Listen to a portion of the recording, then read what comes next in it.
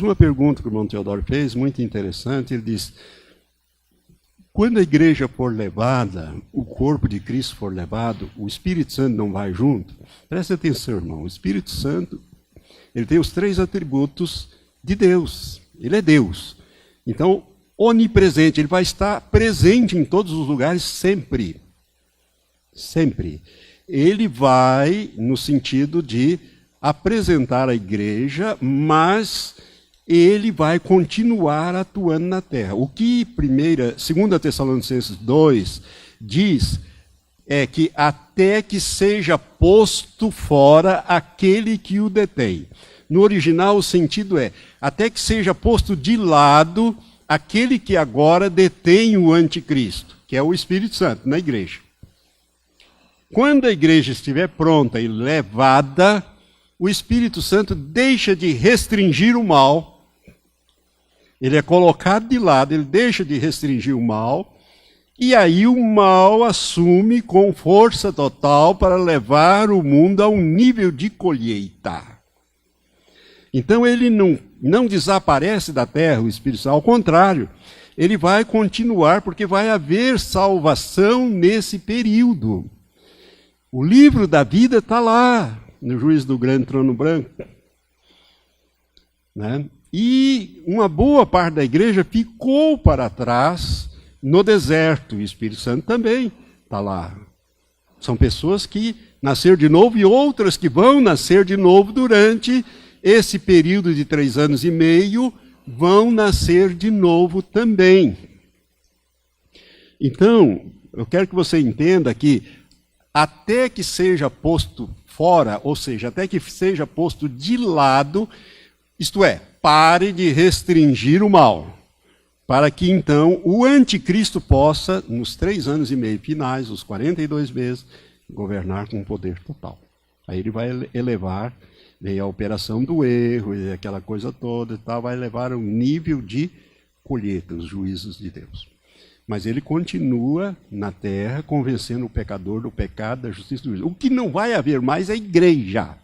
Igreja, corpo de Cristo, já foi levado. Então, por isso é que eu disse, não se meta a querer expulsar demônio. Fuja para o deserto, você que ficou para trás. Por quê? Porque você não tem mais a ação do Espírito Santo, você tem a proteção, você tem a regeneração, mas você não vai ter mais a ação de proteção, a não ser que você esteja no deserto. Ali você vai estar protegido. Fora do alcance da serpente, mas você vai ser caçado. Ah, vai. E é esses 95% que vão para o deserto, que ficaram para trás. Porque corpo de Cristo é seleção, ele já foi.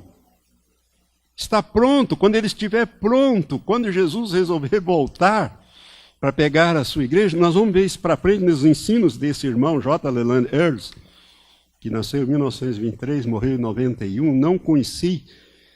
Ele fala, ele tem muitos estudos, este homem, tem na internet esses estudos, são difíceis, são profundos, são complicados. O dia que eu fui consagrado, pastor, eu recebi de um irmão lá de Londrina, o George Craig Smith, que foi um dos pioneiros em Londrina, tem uma praça lá com o busto dele. Esse irmão muito querido, ele esteve na minha consagração no dia 31 de outubro de 1987. Ele me trouxe esses 4 livretinhos, e um deles é As 3 Vindas de Jesus, escrito por J. Leland Earls.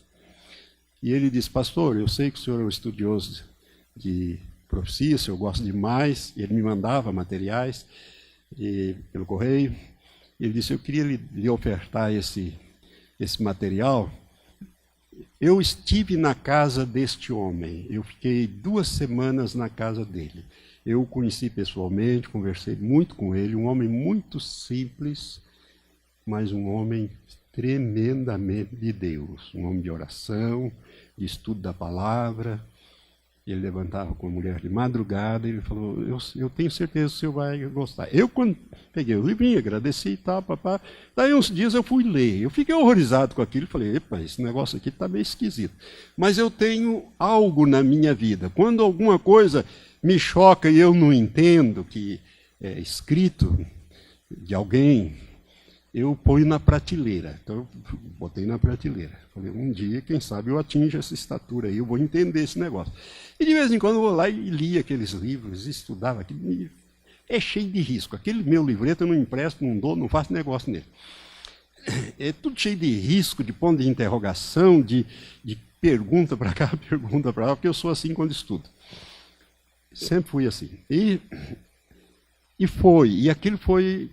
Eu li aqueles livros pelo menos umas 10, 12 vezes, ao longo de 30 anos. Até que nesses anos finais, agora de 2016, o senhor começou a me incomodar novamente. Lá fui eu nos livrinhos do J. Lelande, comecei a ler, aí fui na internet, comecei a ler mais coisas e tal, comecei a entender esse negócio. Falei, Senhor, mas será? E aí, quando essa profecia dele, que Deus deu a ele em 1964, em agosto de 64, quando ela completou, no dia que ela completou 52 anos, eu já tinha decidido ministrar na igreja esse ensino dele. Mas o que eu estou trazendo para você aqui, e que eu levei na igreja e ministrei, está no YouTube, infelizmente perdeu uma daquelas ministrações, ele não acha mais, não sei porquê, acho que é a quarta, né, pastor? São 4 ou 5, né? Então a terceira se perdeu. Tem a primeira, a segunda, a terceira se perdeu, a quarta e a quinta, se eu não me engano. E eu vou dar aqui um resumo para você desse negócio. Mas eu falei, eu vou ministrar, porque o arrebatamento está chegando, eu sei que está chegando, e essa pode ser uma possibilidade. E eu não tenho, irmão, uma revelação. É isso, Deus não me falou isso, mas eu sinto que a coisa é por aí. É como se tivesse um testemunho interior. Por isso que eu vou passar para vocês. Tá? Agora você avalia depois, se você acha que dá ou não dá, se vai atrás e procura. Você estudar. Se não estudar, você nunca vai aprender. Veja bem, a tua fé vai até onde vai o teu conhecimento.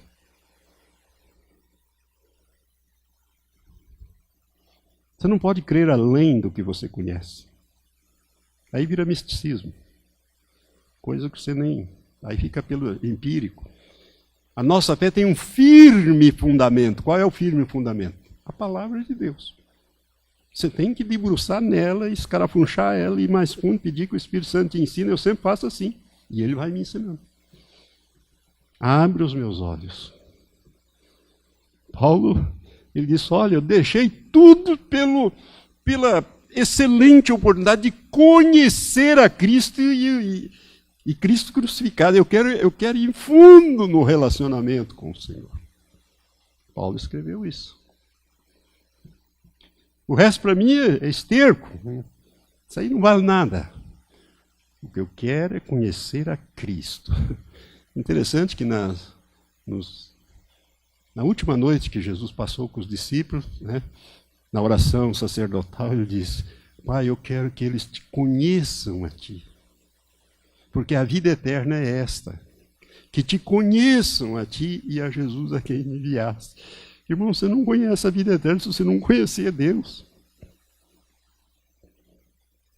E esse conhecimento não é só teórico, mental, ele é também experimental. Tá? Experiência com o Senhor. Também não é um misticismo sem a base, senão vira fanatismo, vira uma porção de coisas. Porque o zelo de Deus sem conhecimento joga você no fanatismo. E você acaba crucificando o Messias. Porque aquela gente lá tinha zelo de Deus. Paulo disse, olha, eu escrevo, eu sei que o meu povo, o judeu tem zelo de Deus, mas não tem entendimento. Aí o resultado é crucificar Cristo. Então, é preciso equilibrar as coisas. Deus nunca está nos extremos.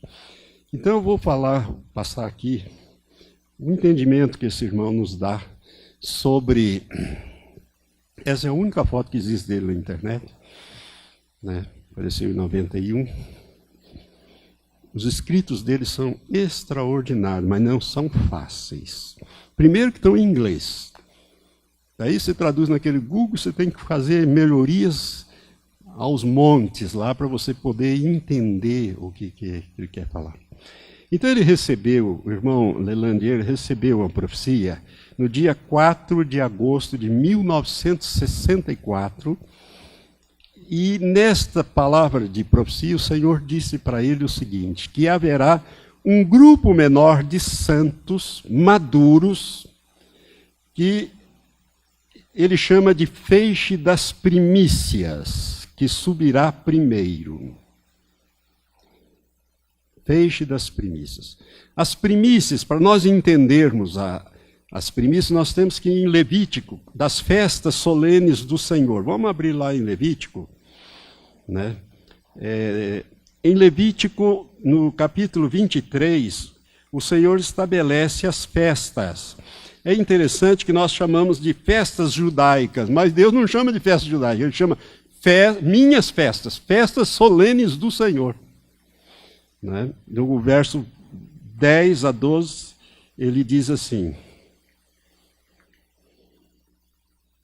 e no dia em que moverdes o molho, oferecereis no dia 10. Disse mais o Senhor a Moisés: fala aos filhos de Israel e dize-lhes: quando houverdes entrado na terra em que vos dou, e cegardes a sua cega, então trareis ao sacerdote um molho das primícias da vossa cega. E ele moverá o molho perante o Senhor para que sejais aceitos. No dia seguinte, ao sábado, o sacerdote o moverá. Que dia que é esse dia seguinte ao sábado? Qual é o dia que se segue ao sábado? Domingo. Então, no domingo, ele iria mover. E no dia em que moverdes o molho, oferecereis um cordeiro sem defeito de 1 ano em holocausto ao Senhor. E aí ele vai descrevendo-nos aqui, quando ele chega no verso 15, ele diz: contareis para vós desde o dia depois do sábado, isto é, desde o dia em que houveres trazido o molho da oferta de movimento, 7 semanas inteiras, ou seja, 49 dias. Até o dia seguinte, ao 7º sábado, contareis 50 dias. Então oferecereis nova oferta de cereais ao Senhor, ou seja, o Pentecostes. Então, esta aqui é a terceira das festas. Primeiro é a Páscoa. Na Páscoa, no primeiro dia da Páscoa, você tinha que comer os pães ázimos, pão sem fermento, era a festa dos ázimos, e em seguida era essa festa aqui, das primícias. Irmãos, isso aqui é muito importante para você entender esses simbolismos que Deus usa. O Senhor teria dito a ele: esse pequeno feixe de frutos maduros, que são as primícias, são os 144.000 de Apocalipse 14, de 1 a 5, e não são, né? Eu coloquei aqui, não são os 144.000 de Apocalipse 7, de 1 a 8. O 7, de 1 a 8, é quando são selados 12 mil de cada tribo de Israel. Então não se trata, como são dois números iguais, em lugares diferentes, mas no mesmo livro, faz-se muita confusão com esse 144. Os 144.000, que é o feixe das primícias, é o de Apocalipse 14, 1 a 5. Vamos ler também para ficar claro para você. Então esse 14 diz assim, verso 1. E olhei, e eis o cordeiro em pé sobre o monte Sião, e com ele 144.000 que traziam na fronte escrito o nome dele e o nome de seu pai. E ouvi uma voz do céu, como a voz de muitas águas, e como a voz de um grande trovão. E a voz que eu ouvi era como de arpista que tocava suas harpas e cantava um cântico novo diante do trono e diante dos 4 seres viventes e dos anciãos. E ninguém podia aprender aquele canto, senão os 144.000, aqueles que foram comprados da terra. Da onde eles foram tirados mesmo? Da terra. Estes são os que não se contaminaram com mulheres, porque são virgens. Estes são os que seguem o Cordeiro por onde quer que ele vá. Estes foram comprados dentre os homens para serem as primícias para Deus e para o Cordeiro. E na sua boca não se achou engano, porque são irrepreensíveis. Está olhando o critério aqui? 144 mil.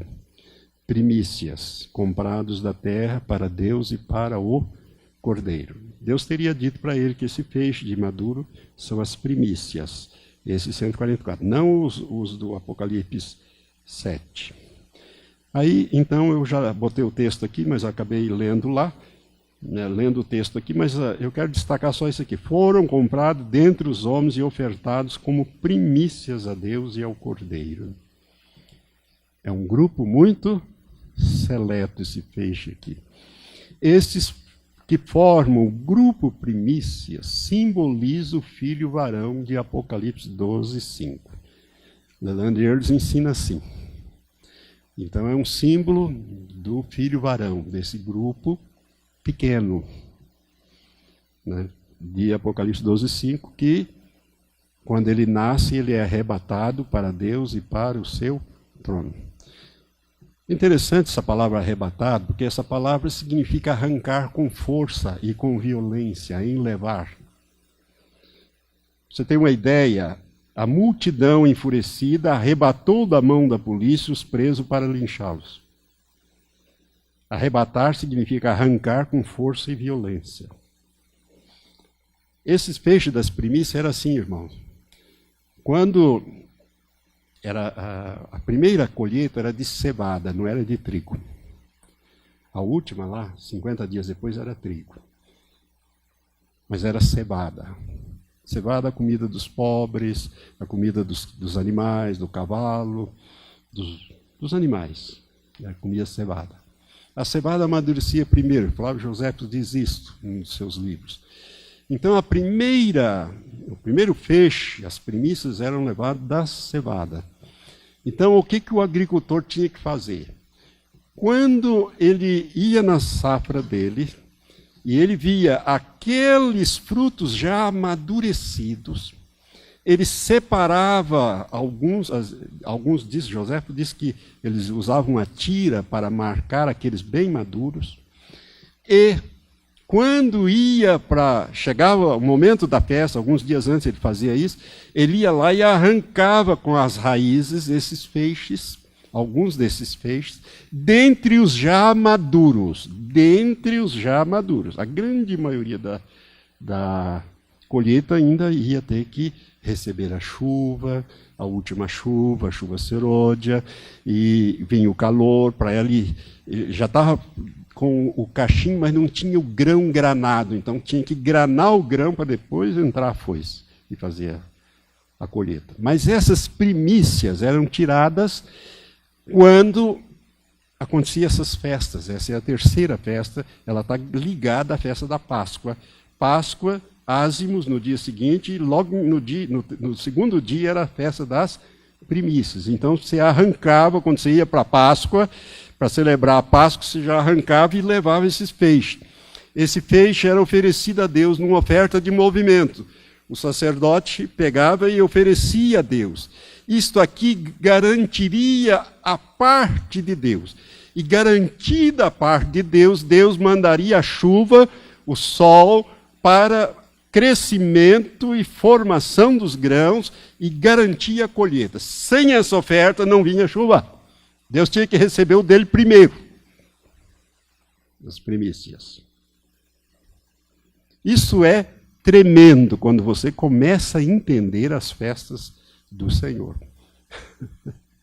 Que a gente chama de festas judaicas. Que Deus mandou os judeus, por tempo imemoriais, sempre praticar.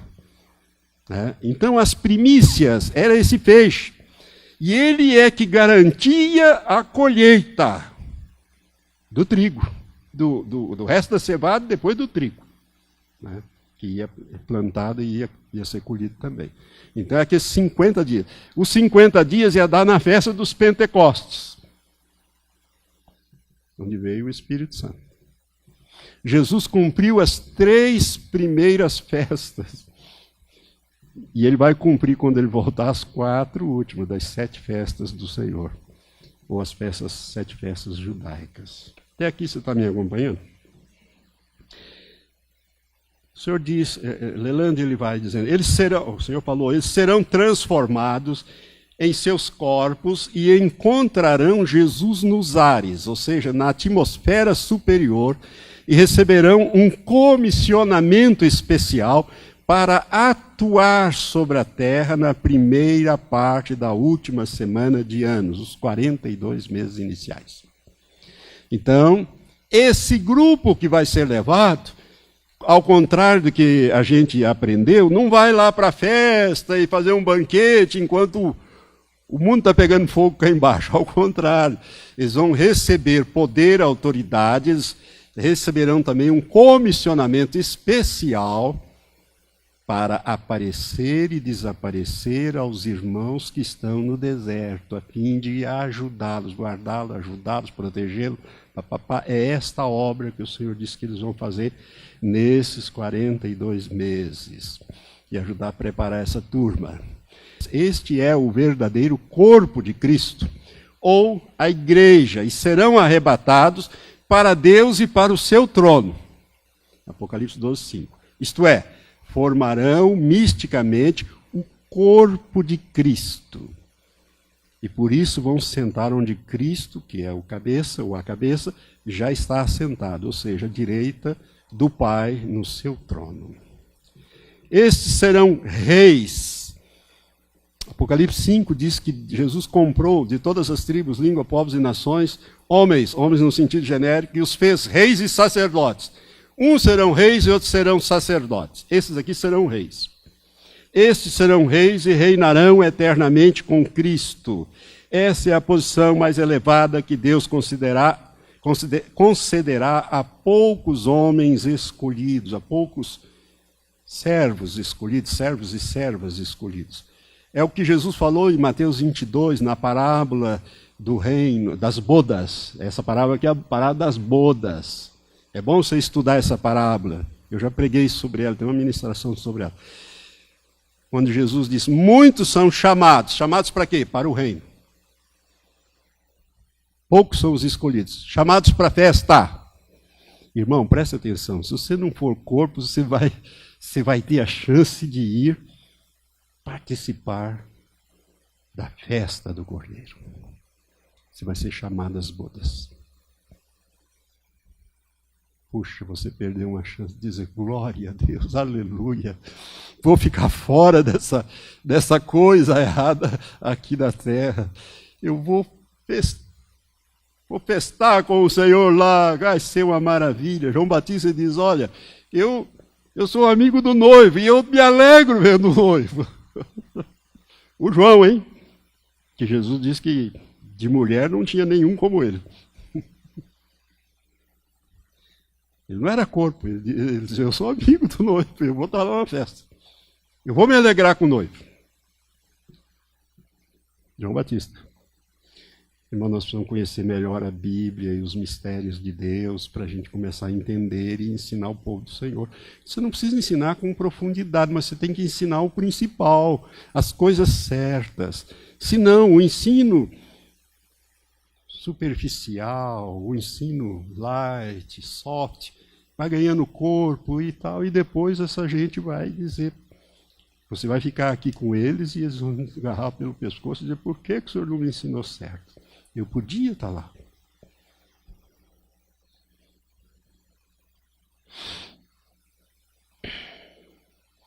Vamos colocar. Missão inicial do filho varão. Proteger e ajudar a mulher, provendo no deserto para ela sustento e orientação aos santos. É o Apocalipse 6, 13 a 16 que nós já lemos. Ela vai ser guardada no deserto, protegida no deserto. O dragão vai atrás, vai mandar o povo dele, o povo do anticristo atrás, mas Deus vai proteger e ajudar. Então, irmãos, lá para frente, num dos estudos, ele diz assim, Jesus teria dito para ele que esses grupos que vão para o deserto, não é ele reunir todo mundo no deserto como era o povo de Israel. Você sabe que no deserto não tem nada, não tem chuveiro, né? não tem luz elétrica, tem calor o dia inteiro, tem geada a noite inteira, então a coisa fica feia. Por isso que Deus mandou um anjo para abrir as asas e fazer uma sombra em cima do arraial de Israel, e à noite aquele anjo encandecia, um outro anjo lá, e iluminava e aquecia, senão aquela turma não aguentava, né, passar no deserto. Então, no deserto tem cobra, tem escorpião, tem o que não presta, tem maná, mas não tem carne, não tem feijoada, não tem nada disso que você gosta e come e fica gordo. Lá vai ser só maná. Vai ser um jejum de maná. Maná no café, maná no almoço, maná na janta, maná no café e assim vai, né? E cuidado com murmuração no deserto. Aquela turma acabou ficando por lá, né? Então, vai sustentar no deserto. Esse filho varão, ele vai ajudar na preparação dos santos para o arrebatamento. Essa multidão que ficou para trás tem que ser preparada. Irmão, seja sincero. Dentro do padrão de Deus, você acha que a igreja está preparada? Você mesmo, você acha que está preparado? Olha, seja sincero. Tem muita coisa que Deus tem falado com você para você deixar, você não deixou ainda. O Espírito Santo vem falando com você, cutucando você, ele não vai arrebentar. Ele está dizendo, olha, muda, deixa eu fazer isso, deixa eu mudar o seu temperamento, deixa eu esticar esse cordão aí. Eu quero derramar no teu coração o amor que Deus ama, aquele amor altruísta, que você não espera nada de volta, você tem prazer em dar. E quando a pessoa não reconhece, você não maltrata ela, você não fala dela, porque Deus é tão bom conosco e nós às vezes falamos, né, para Deus que não está muito bom do jeito que, não saiu do jeito que eu queria. Ah, eu queria era o Joãozinho. Mas o Joãozinho ia ser uma peste na sua vida. Então Deus deu o Joaquim. Ah, mas não está bom. O Joaquim não é tão bonito como o Joãozinho.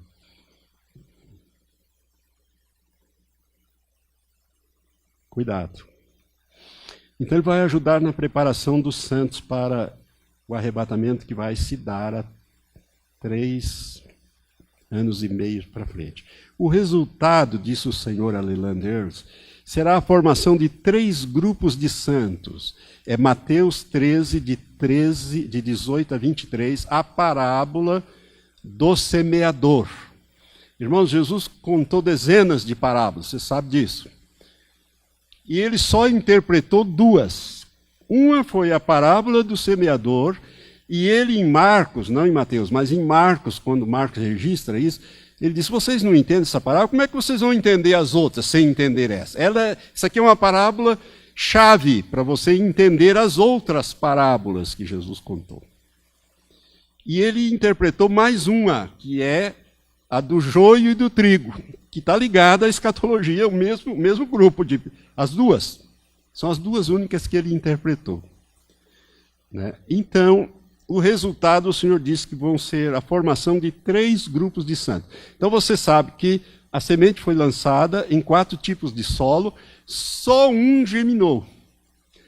E quando foi para frutificar, frutificou diferente, né? Um produziu 30 por 1, o outro 60 por 1 e o outro 100 por 1. Olha, a coisa vai pegar aqui agora. A igreja binária, a mulher e o filho varão. Vamos lá. A mulher, que é a igreja visível, foge para o deserto, onde é protegida por Deus, 3 anos e meio, fora da vista da serpente, já falei sobre isso. E essa proteção será executada pelo filho varão, ou feixe das primícias, que, em seus corpos imortais e glorificados, aparecerão, desaparecerão, protegerão, orientarão a mulher no deserto, ou aqueles que foram deixados para trás, para serem purificados e santificados, para que possam entrar na presença de Deus. Porque do jeito que está, não adianta você pregar, falar de santificação, a turma entra aqui e sai ali. Mas a hora que o pau comer em cima, e que a coisa apertar para valer, que você tiver que depender de Deus para ter água, de depender de Deus para ter pão para comer. Jesus, ele disse que, num dos outros escritos, ele diz, olha, é nessa época que a igreja vai operar, vai fazer os mesmos sinais que eu fiz e fazer maiores. O que Jesus fez em termos de comida? Multiplicou os pães e os peixes 2 vezes, e sobrou cestos ainda. E ele não deixou jogar fora. Tinha que recolher e comer no dia seguinte. Jesus tinha algum problema para arrumar água, para passar de um lado para o outro do mar? Não, ele ia por cima d'água. A igreja vai ter que entrar num nível de fé. Por isso esses líderes maduros são importantes para Deus.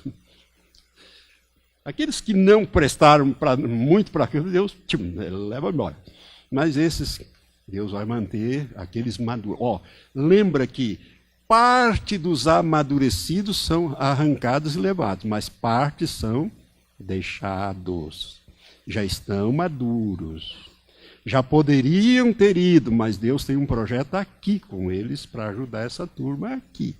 Eu desconfio que eu vou ficar por aqui. Se o Senhor não me levar por promoção para o reino, eu desconfio que eu vou ficar por aqui. Para poder ensinar essa gente mais um pouco e dizer, não, agora é por aqui. Ah, pastor, mas não. Vamos por aqui.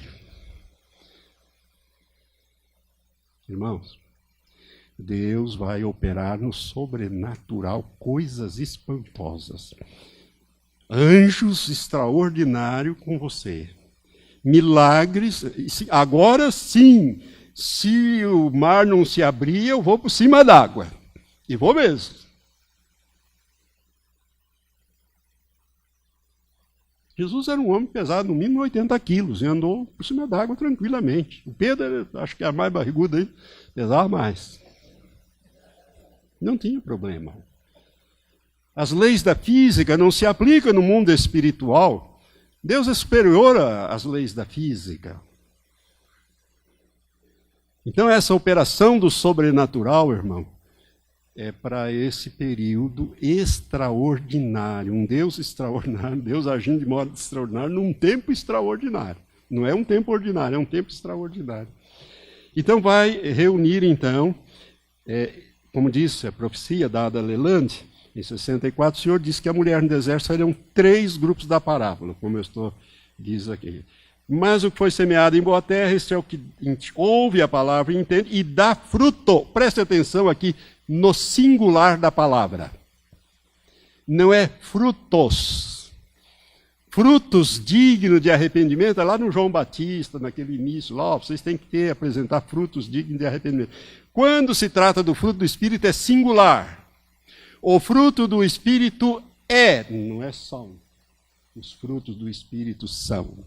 O fruto do Espírito é amor, é gozo, é paz, é bondade, é benignidade, é fé, é temperança, é domínio próprio.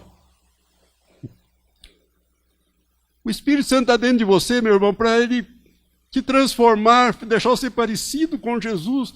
E essa transformação é de dentro para fora, para deixar você produzir, você tem que deixar ele produzir o fruto dele em você. Se você não deixar, ele não produz. Ele tem que te deixar para trás para você passar aí pelas fornalhas da aflição, para começar a obedecer. Não tem outro jeito. Não é verdade? Quando o filho não obedece o pai tem que entrar com o chinelo, com a cinta. Hebreus 12 não diz isso? Que Deus, ele corrige aquele que ama? Se você não se julga a si mesmo, e a ceia é para isso, é para você se arrepender, pedir perdão, resolver o assunto. Se você não resolve, Deus resolve. Ele não quer te condenar com o mundo, ele quer que você participe da santidade com ele, da santidade dele, mas para isso tem que te corrigir. Tem que te torcer, tem que te adaptar. Irmão, coisas que eu estou falando para vocês, uma linguagem bem direta, bem coloquial, é para você ver se você desperta para esta realidade. Mas o que foi semeado, então, esse dá fruto. E a um produz 100, outro 60 e outro produz 30. Agora vamos ver o que isso vai dar. Crente infrutífero, e aqui eu volto naquela tecla, que é muito importante, é cortado pelo Pai da videira verdadeira. João, que é Jesus. João 15, 1, capítulo 15, verso 1, 2 e 6. Preste atenção, irmão. Ali não é parábola. Uma vez já perguntei para vários pastores que são doutores e mestres, se aquilo ali é parábola. Não, isso aqui é doutrina pura. Não tem nada de parábola. O que Jesus está fazendo ali é usando uma figura de linguagem. Ou seja, ele está dizendo, eu sou a videira verdadeira. Porque o povo entendia essa linguagem. Vós sois as varas. O Pai é aquele que cuida da videira. Se ele cuida da videira, ele cuida de mim e cuida de você que está grudado em mim. Ou seja, toda vara em mim que dá fruto, o Pai vai lá, dá uma podada, corta para que dê mais fruto. E agora a vara que não dá fruto? Ele corta da videira verdadeira, lança fora, tais varas secam-se e depois são recolhidas e lançadas no fogo. Acabou. Crente infrutífero é cortado da videira verdadeira. Quem falou isso foi Jesus. E fim de papo. Se você olhar para João 15, toda vez que a palavra fruto aparece, e aparece várias vezes, está no singular, fruto, porque se refere ao fruto do Espírito em nós. Não é frutos. Irmão, isso tem que ser ensinado na igreja. O povo tem que ser despertado. O povo precisa saber que há uma caminhada cristã que começa com o novo nascimento, mas ela tem que prosseguir até a jornada final lá na frente. Há uma carreira cristã para correr. Não é no oba-oba. Jesus usa a palavra fruto sempre no singular em todo o capítulo 15 de João, já falei. Que venha a ser o fruto do Espírito de Gálatas 5, 22 e 3. Eu já estou explicando, já estou indo mais para frente. O amor, gosto, tudo. É a mesma coisa que você pegar um cacho de uva com 9 bagos. Cada uvinha daquela lá representa um. Então é um cacho de uva que você tem que produzir. Os que produzirem 100 por um serão levados, ou seja, arrebatados, no final dos 3 anos e meio iniciais, 42 meses, 1.260 dias. Foi isso que Jesus disse na palavra profética para ele. Então vão surgir 3 grupos. 3 grupos. Os que produziram 100 por um, 60 por um e 30 por um. Os que produziram 100 por um vão ser levados no final. Ou seja, esses são corpo de Cristo. Eles são chamados às bodas. Convidados às bodas. Bem-aventurados que são chamados às bodas do Cordeiro. Porque a noiva já se aprontou, já se vestiu de linho fino, finíssimo, que são as obras de justiça dos santos. Leia lá Apocalipse 19, 6, 7, 8, 9. Agora, os que vão para as bodas também vão participar. Vão participar. Lelandier, aliás, ele escreve mais tarde, num outro escrito dele, que eu li recentemente. Eu estudo muito esses irmãos, porque eu preciso entender bem o que ele está explicando. Ele diz que essa primeira, essa turma aqui, essa turma aqui, vai alcançar também o status de corpo, mas é mais na eternidade lá. Esses que primeiro passam por essa frigideira aqui, deixa o Espírito Santo produzir 100% nele. Ele, então, vai ser arrebatado, vai participar das bodas do Cordeiro e, futuramente, ele vai participar do corpo de Cristo. Amém? Mas é futuro. Esses são os chamados às bodas ou convidados às bodas do Cordeiro, Apocalipse 19, 7 a 9, que é a união mística de Cristo com a igreja, o fecho das primícias, e que se dará nesta época, enquanto a grande tribulação, a angústia de Jacó estará acontecendo na terra, nesses 42 meses finais é que vai acontecer as bodas do Cordeiro. Entenderam?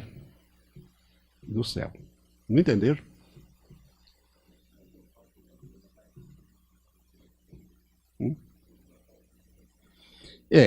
Veja bem, eu já expliquei para vocês que esse período de 7 anos não é grande tribulação.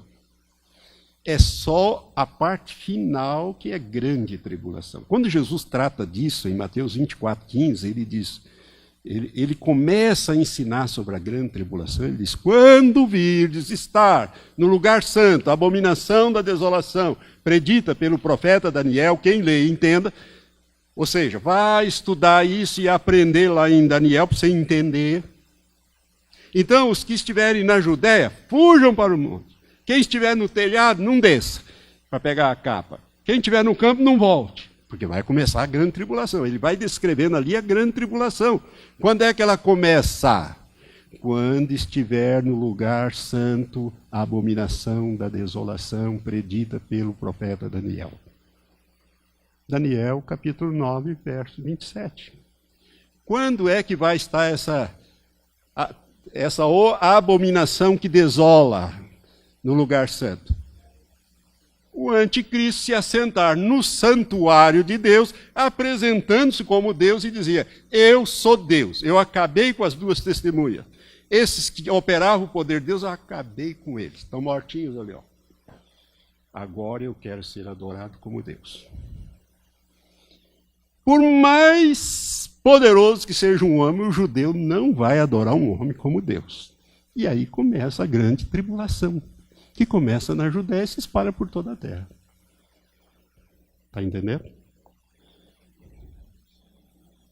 Chama. E aí começa a angústia de Jacó. A angústia de Jacó começa os últimos anos. Isso, essa é a angústia de Jacó. A grande tribulação para a igreja e a angústia de Jacó para os judeus e para o resto do mundo. Porque aí Deus vai começar com as taças em cima do reino da besta. Do reino da besta. Os judeus, irmãos, eles vão passar. Essa é a angústia de Jacó. 3 anos e meio, ó. Faz de conta que esse espaço aqui serão 7 anos. Os 3 primeiros anos e meio é a limpeza, a preparação no deserto, é a limpeza da igreja, é o 6º selo, com aqueles 2,5 milhões, Deus apertando e limpando aqui, ó, para tirar um povo para ele. Aqui para frente já é grande tribulação. Aí é um tratamento muito severo, né, mas vai ser com quem ficou para trás.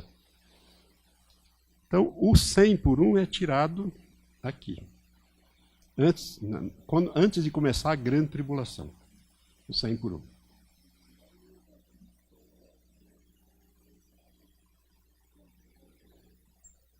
Suma com Láurea. Nada mais é do que a produção do fruto do Espírito, que nós tanto resistimos. Você está entendendo? Então, esse 100 por 1, nós vamos depender de Deus. Esse povo vai ter que depender de Deus. Não depender desses homens de Deus, esses que foram levados. Esses vão orientar, proteger, ajudar. Mas você vai ter que crescer na intimidade com Deus. Né? Você vai despojar-se de tudo. Carro, casa, esse negócio todo, isso aí já é uma coisa que não tem mais prioridade na minha vida. A prioridade na minha vida agora é o reino de Deus. Jesus diz, busque primeiro o reino de Deus e a sua justiça, e as coisas demais eu acrescento, mas você não faz isso. Você e eu não fazemos isso. Nós vamos atrás do nosso reino, depois o que sobrar nós damos um pouquinho para ele. Os que produzirem apenas 60 por 1, preste atenção, não herdarão o reino de Deus nas dimensões espirituais, e sim terrenas. Não deixar o Espírito Santo transformá-lo completamente. Resistir à ação do Espírito Santo em algumas áreas. Produziram só 60 por 1. No deserto, eles vão entrar na imortalidade. Seus corpos serão imortalizados, transformados, imortalidade, tornado perfeito, imortais, mas vão herdar o reino de Deus a nível de terra. Os mansos herdarão a terra. Agora, os limpos de coração verão a Deus. É outro grupo. Mas os mansos herdarão a terra. Os misericordiosos alcançarão misericórdia. Aonde? Aqui na terra. As bem-aventuranças, é tudo aqui na terra, irmãos. As boas partes delas estão aqui na terra. Tá? Essa terra será totalmente transformada. Eu já falei isso para o irmão, vou voltar a tocar nesse assunto. Ela vai ser como o jardim do Éden, como Deus a criou, perfeita. Antes que o diabo me metesse a colher, estragasse tudo. Vai ser terreno, tá? Mas mesmo aqui, no outro escrito dele, ele diz que o Senhor falou que esses também, depois do milênio, eles vão reinar aqui com Cristo, imortalizados no corpo, etc. Depois do milênio, eles vão herdar o reino a nível celestial. Esses 60. Então vai ter um aperfeiçoamento aqui. Irmãos, a Deus é dinâmico, o reino dele é dinâmico, né? Não para, não fica estagnado. Conheçamos e prossigamos em conhecer o Senhor. Deus é um Deus dinâmico. Trabalha todo dia, ele é dinâmico o tempo todo. Entrarão na imortalidade do corpo físico, que passará por uma restauração completa e gozarão completa proteção nos 3 anos e meio finais, que é a grande tribulação. Agora você está entendendo. Esses aqui entram, mas vão ficar aqui na terra, nesses 3 anos e meio finais. Não serão levar para o céu, não, vão ficar aqui. Só que eles estarão na imortalidade e eles herdarão a terra no milênio, os 60 por 1. Deu para entender isso aqui?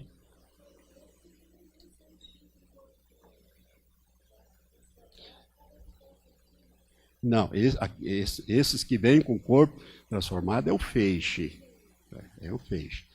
Eles vêm com o corpo glorificado. Esses aqui, o corpo físico deles serão transformados e tornados imortais perfeitos. Quem tem defeito vai sumir o defeito, vai ser como ele seria no reino de Deus. Só que aqui já é o reino, mas o reino da terra. É o reino de Deus na terra. Ele vai viver 1000 anos aqui na terra. Vai continuar crescendo. Né? E herdarão a terra no milênio. Vê se tem mais. Vamos lá. Agora vamos para o último grupo. Os que produzirem 30 por 1 serão reprovados e lançados nas trevas exteriores, onde haverá choro e ranger de dentes. Poderão alcançar o reino se permanecerem fiéis até o fim, diante da morte pelo anticristo. Eles serão martirizados por decapitação. Aqui eu quero que você anote esse nome e nome desse vídeo para você ver. É o vídeo do pastor Ken Peter, com o título Eu Vi a Grande Tribulação. Tem no meu site, se você clicar na minha foto, porque esse vídeo, irmãos, eu tenho um testemunho do Senhor, testemunho interior que é verdadeiro. O nome dele é Ken Peter. Mas esse aí é pequenininho, esse tem 1h30, mais quase 1h40. Esse que pega... A palestra dele é 2h30, daí tiraram uma parte dele e deixaram uma outra parte com mais de 1h30, 1h39, uma coisa assim. Essa parte precisa ser legendada. Esse é espetacular. Deus deu isso para ele quando ele era católico ainda, ele não era nascido de novo. Deu num sonho. Aquilo para mim não foi sonho, foi um pesadelo terrível. Ele acordou banhado de suor e a cama toda molhada, travesseiro, tudo do lado. E ele falou para a mulher, querida, eu tive um sonho terrível. E ela disse, conversou e falou alguma coisa, ela falou, volta a dormir, esse tempo foi um pesadelo. Né? E Deus continua falando com ele no sonho. É uma coisa tremenda. Muita coisa rica, nada contra a palavra. Tudo de acordo com a palavra. Deus mostra a ele. Isso aqui, ó, começa ele vindo à grande tribulação com a ressurreição desses que estavam mortos. Explodindo os túmulos assim e as pessoas saindo. As pessoas saíam completamente transformadas, vestidas com vestes talares, aquelas vestes, parecia veste de coral, aquelas roupas de coral lindas. Os homens 100% másculos, mas não eram, os velhos não eram velhos. Ele disse, eu não sei explicar isso, mas quem viveu aí 70, 80, 90 anos tinha uma aparência diferente. Né? Por quê? Os jovens não eram jovens, eles tinham uma aparência madura. E ele vai explicando. E aí o Senhor fala para ele que o anticristo vem da Suécia. É um país nórdico. Irmão, vale a pena tomar tempo para ouvir com cuidado essa ministração de Ken Peters. Então vamos voltar aqui. Os que produzir 30 por 1 serão reprovados e lançados nas trevas exteriores, onde haverá choro e ranger de dentes. A maior parte desses, 95% que vão para o deserto, vai ser reprovada. O Senhor falou isso para ele.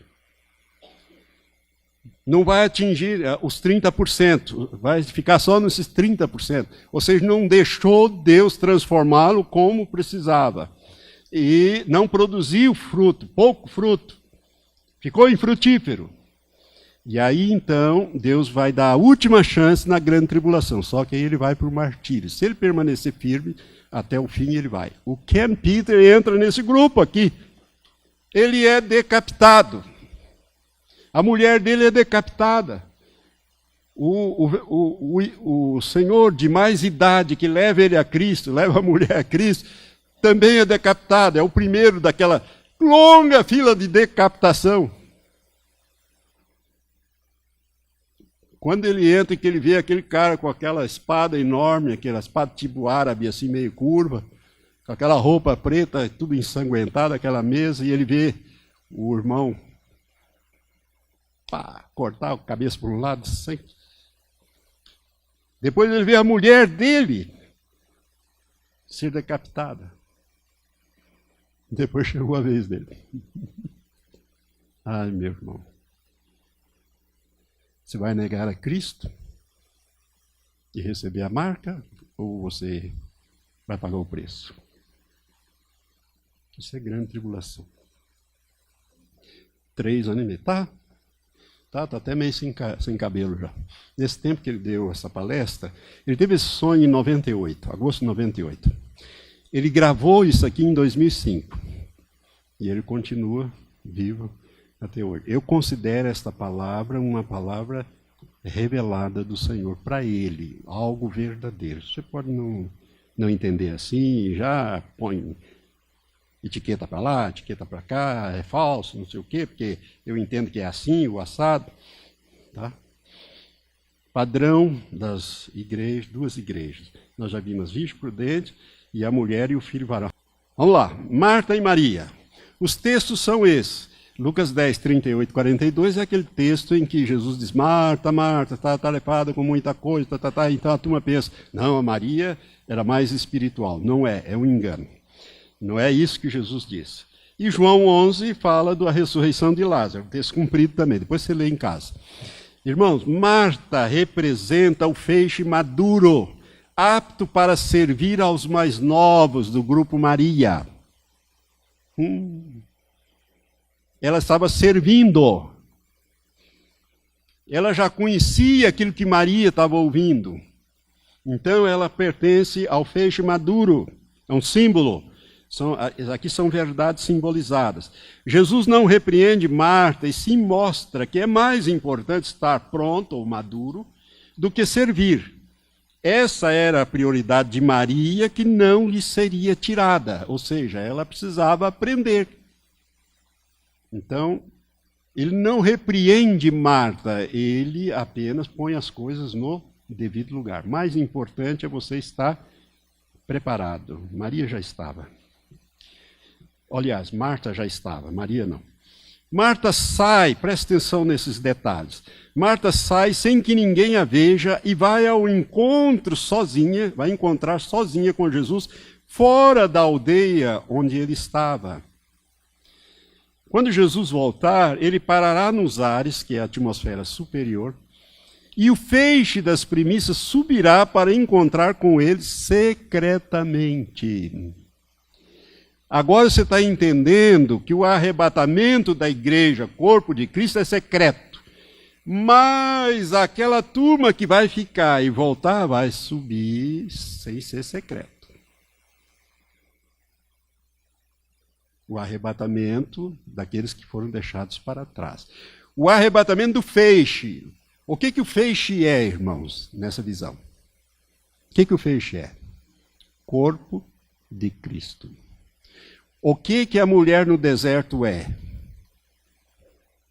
Convidados às bodas, chamados às bodas. Não é o corpo de Cristo. O corpo de Cristo é o feixe que foi levado, as primícias. Então, o arrebatamento, corpo de Cristo, é secreto. Marta saiu e foi encontrar com ele fora da aldeia, porque ele não tinha entrado, ele parou lá, e ali ela encontrou com o Senhor. Secretamente.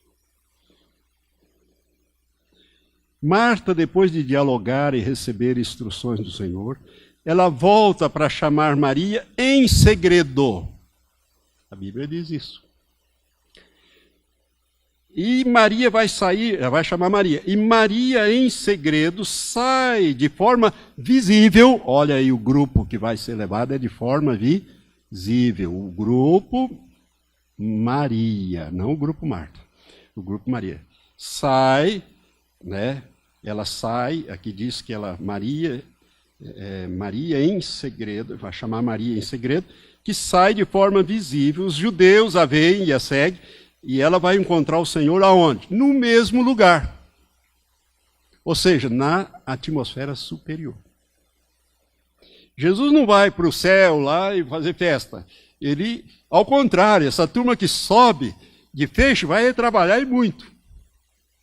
Para ajudar a amadurecer esses que ficaram, porque a maioria ficou para trás, tem que ser trabalhado, amadurecido. 3 anos e meio ali juntos. Tá?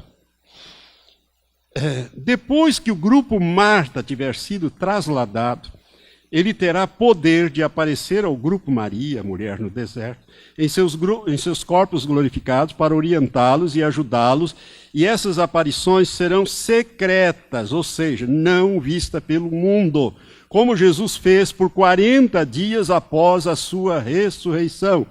Atos capítulo 1, verso 3 diz que Jesus permaneceu ainda sobre a terra ou nas imediações da terra 40 dias, e ele aparecia e desaparecia aos discípulos. E o que Jesus falava com eles? Acerca do reino de Deus. 40 dias só, e 40 é o número de provação, simboliza o número de provação.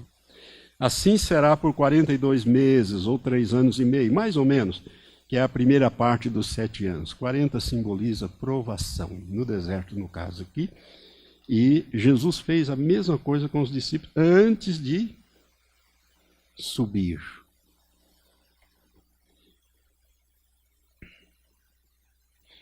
Muito, muito interessante esse estudo. Depois de ter servido, ou melhor, de ter sido preparada por Marta, o texto diz, no verso 29, que Maria levantou-se logo e foi ter com ele. E no verso 30 diz que, pois Jesus ainda não havia entrado na aldeia, mas está no lugar onde Marta o encontrara. Isto é realmente fantástico. Né? No mesmo lugar. Ou seja, nas regiões cósmicas, celestes. Ambos os grupos encontrarão o Senhor nos ares, na atmosfera superior, e voltarão com Jesus quando ele voltar com os seus santos, ou seja, voltarão para a terra depois das bodas, quando ele voltar com os seus santos, em poder e grande glória, para aqui reinar no milênio. Deu para você entender? Agora o último tópico. Está muito cansado? Mas esse aqui é glorioso. Enoque e Elias. Os textos são esses de Gênesis, né, para você ler depois, de 2 Reis. Irmãos, o que esses dois homens têm em comum é que ambos foram trasladados, foram arrebatados sem passar pela experiência da morte física. Eles simbolizam a igreja binária. A igreja binária, os dois grupos. Enoque é um tipo daqueles que serão levados primeiro, antes de começar o período de 7 anos finais do governo dos homens sobre a terra. Os homens estão reinando sobre a terra desde que Adão cometeu alta traição e entregou a coroa, o governo da terra, para Satanás, e Satanás, através dos homens, está reinando. Por isso que esse mundo vive do jeito que vive, porque não é Deus que reina aqui. Jesus disse, ele é o príncipe deste mundo, dele não tem nada em mim. Ele é que reina nesse mundo. Por isso que o mundo jaz no colo do maligno. É governado através de homens malignos. Não tem governo nenhum que serve a Deus. Governos. Povo, assim, governo. Tem o povo, aqui, ali, eleito, está direitinho aí, como você sabe.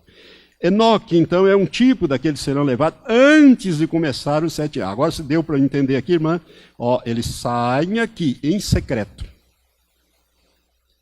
Por isso que há muita confusão. Uns dizem que é secreto, outros dizem que o arrebatamento vai ser visto. Por quê? Porque falta o contexto, faltam os ensinos de Jesus com Paulo e com o Apocalipse. Você precisa juntar tudo para você ter uma ideia certa. Aí você vai chegando nesses aspectos aqui. Se fora disso, você não chega. Enoque foi levado antes do dilúvio, que é uma figura da grande tribulação. Entendeu? Ele foi levado antes. Ele é uma figura ou tipo daqueles que estão agora andando com Deus, assim como ele andou. Leia Gênesis 5, 24, Hebreus 11, 15. Enoque andou com Deus e Deus para si o tomou. Né? A Bíblia diz que Enoque estragou aquela média daquela geração de patriarca. Ele só viveu 365 anos. E dos 365, 65 ele gastou com a família, gerando os filhos, etc. E 300 ele só andou com Deus. Você sabe o que é andar com Deus 300 anos? Você não faz nem ideia. Irmão, Deus não dá satisfação de nada que ele faz, que ele vai fazer. Andar com Deus requer uma sintonia, então você é o tempo todo olhando para ele. Você não pode ir na frente, senão você vai desviar do caminho, você não pode ficar para trás, você tem que sintonizar, andar com ele. Andar com Deus não é fácil, não. Você tem que conhecer a palavra de Deus, a maneira que ele age e reage o tempo todo. Senão você não consegue andar. Por isso que é um grupo muito seleto. Enoque andou com Deus. Né? Deus gostou tanto do Enoque, eu vou pegar esse Enoque para mim. Gosto demais dele. Né? Em vez de ele viver 950 anos, eu vou deixar ele só no 365. É interessante que é os dias do ano, né? 365. Em contraste com Enoque, presta atenção agora, Elias retrata aqueles que serão arrebatados após 42 meses no deserto. É um período de purificação e refinamento dos chamados às bodas ou convidados às bodas. Irmão, isso tem que acontecer, senão o arrebatamento não pode ser desse jeito. Do jeito que está, não dá. Eu creio que você, como pastor, sabe disso. E percebe isso. Na vida das suas ovelhas e na sua também. Então, por isso é que esses primeiros baques aí tem que estar aqui e nós vamos ter que aprumar o corpo.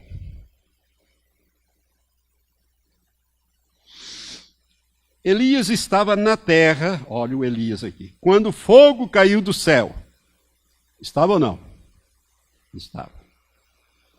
O sexto selo, fogo vai cair do céu.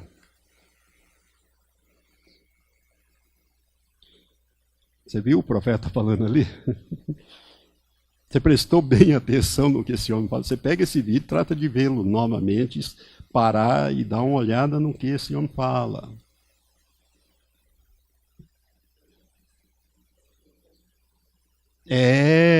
Irmãos, você está recebendo uma preciosidade de palavra. Oxalá esse lugar tivesse cheio de pastores.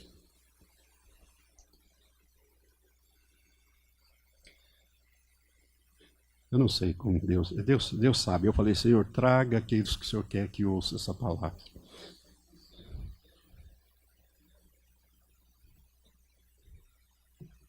Eu não sei quantos são, né? Esse número 144 lá é um número simbólico, né? É 12 vezes 12.000, 144, né? Aquele lá de Apocalipse 14. Elias estava na terra quando caiu o fogo do céu e aquela grande chuva veio. Irmãos, agora você vai aprender uma coisa mais interessante ainda. Essa grande chuva, disse o Senhor a Lelander, esse segundo Pentecoste do avivamento em toda a terra, e que produzirá uma grande colheita para o reino de Deus. Essa grande chuva será, então, um segundo Pentecoste do avivamento, isso em toda a terra, que produzirá uma grande colheita para o reino de Deus. Olha aqui para mim. Você já ouviu falar numa grande colheita? Todo pastor fala numa grande colheita. Eu vou te fazer uma pergunta. Onde está na Bíblia a grande colheita? Mostra-me o texto. Oxalá que fosse. Onde está a grande colheita? Você não tem um texto aberto na Bíblia. Mas tem. É que ele é profético. Apocalipse 7, a partir do verso 9. Leia aí.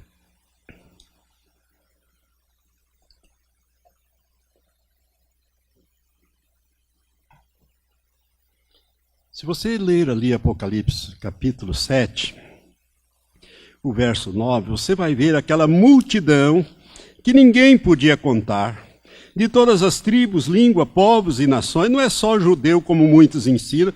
Coitado, todo mundo, somente os crentes, gosta de dizer tudo que é ruim ali, nós jogamos para o judeu. Como se ele já não tivesse sofrido bastante. Não, João é muito claro, a revelação aqui que foi mostrada é: depois dessas coisas olhei, verso 9, uma grande multidão que ninguém podia contar, de todas as nações, tribos, povos, línguas, brasileiro no meio, americano, judeu, japonês, chinês, todo mundo aqui, de todas as línguas, e que estavam em pé diante do trono e na presença do Cordeiro, trajando compridas vestes brancas e com palma nas mãos. E clamavam com grande voz: salvação ao nosso Deus, que está assentado sobre o trono, e ao Cordeiro. E todos os anjos estavam em pé ao redor do trono e dos anciãos e dos 4 seres viventes, e prostraram-se diante do trono sobre os seus rostos e adoraram a Deus, dizendo: amém. Louvor e glória e sabedoria, ações de graça e honra e poder e força ao nosso Deus, pelos séculos dos séculos. Amém. E um dos anciãos me perguntou: esses que trajam as compridas vestes brancas, quem são eles? E de onde vieram? Respondi: meu Senhor, tu sabes. Disse-me ele: estes são os que vêm da grande tribulação, e lavaram as suas vestes e as branquearam no sangue do Cordeiro. Por isso estão diante do trono de Deus e o servem de dia e de noite no seu santuário. Quem é que serve no santuário, hein? Quem que serve no santuário? Sacerdotes. Esses serão sacerdotes. E o serve no seu santuário.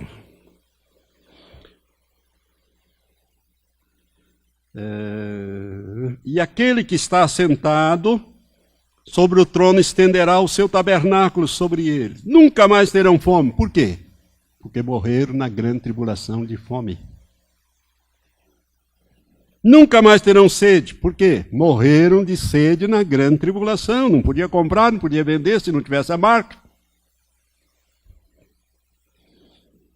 Nunca mais terão sede, nem cairá sobre eles o sol, nem calor algum. Por quê? Morreram, torrado, assado. O sol vai aquecer 7 vezes mais. Nós já vimos isso. Isaías 30, verso 26. Porque o cordeiro que está no meio, diante do trono, os apacentará e os conduzirá às fontes das águas da vida. E Deus lhe enxugará dos seus olhos toda lágrima. Aleluia. Irmão, de onde vieram? Uma multidão que ninguém podia contar, de todas as tribos, línguas, povos e nações. Essa é a grande colheita. Para uma grande colheita requer-se uma grande semeadura. Irmãos, daqueles 2,5 bilhões, Deus é sobre esses que Deus vai derramar. Preste atenção nisso. Deus vai derramar o seu espírito sobre esses. Primeiro ele liquida os ímpios, 5 bilhões. Acaba com esses que não querem nada com o Senhor, só serve para servir o diabo e blasfemar e tudo mais. Esses ele acaba com eles. Sobre aqueles que clamaram ao Senhor, meu Deus, me ajuda nesse negócio e tal, Deus vai poupá-los e dar a última oportunidade para ele, vai derramar do Espírito. Esse derramar do Espírito é diferente daquilo que aconteceu no Pentecostes. Não quer dizer que essas pessoas vão ser cheias do Espírito Santo, mas eles vão ter a presença e o toque do Espírito Santo na vida deles, para eles se converterem, entregarem. Muitos vão fazer isso.